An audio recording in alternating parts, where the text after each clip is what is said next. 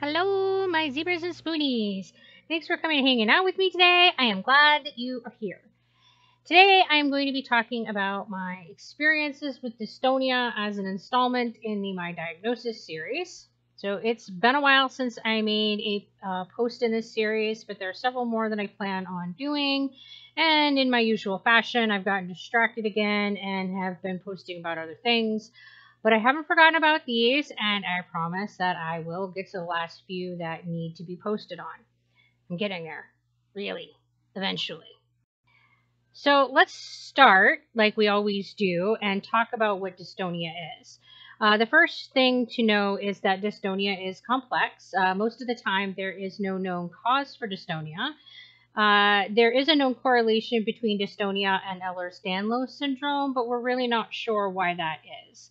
Dystonia is defined by the National Institute of Neurological Disorders and Stroke as being a disorder characterized by involuntary muscle contractions that cause slow, repetitive movements or abnormal postures. It goes on to say that the movements may be painful, and some individuals with dystonia may have a tremor or other neurological symptoms. There are several different forms of dystonia that may affect one muscle group, groups of muscles, or muscles throughout the body, and some forms of dystonia are genetic, but the cause for most cases is not known. And again, that definition is from the National Institute of Neurological Disorders and Stroke. So I've been diagnosed with idiopathic focal dopa responsive dystonia. Yeah, that's a mouthful, right? So idiopathic means that there isn't a clear cause for the dystonia. So I don't have the genes for a genetic dystonia, and it's not believed that my dystonia was caused by physical trauma or medications. And focal means that the majority of my dystonic symptoms are in a single part of my body. For me, that's my right leg, mostly in my right foot. And being dopa responsive dystonia, or DRD, means that my dystonia is improved when taking dopa related medications, specifically Sinemet. That is the gold standard for treating dystonia that's responsive to dopa. Most of the time, I don't have any problem with my dystonic symptoms now that I am taking Sinemet. When they come up for me most often is when I am working. I have to be on my feet for 12-hour shifts, and I need to spend most of that time walking. This often leads to an activation of my symptoms. It results in my right foot turning in and makes walking more difficult.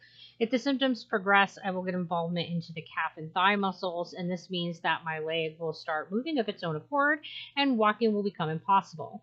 Standing becomes a challenge.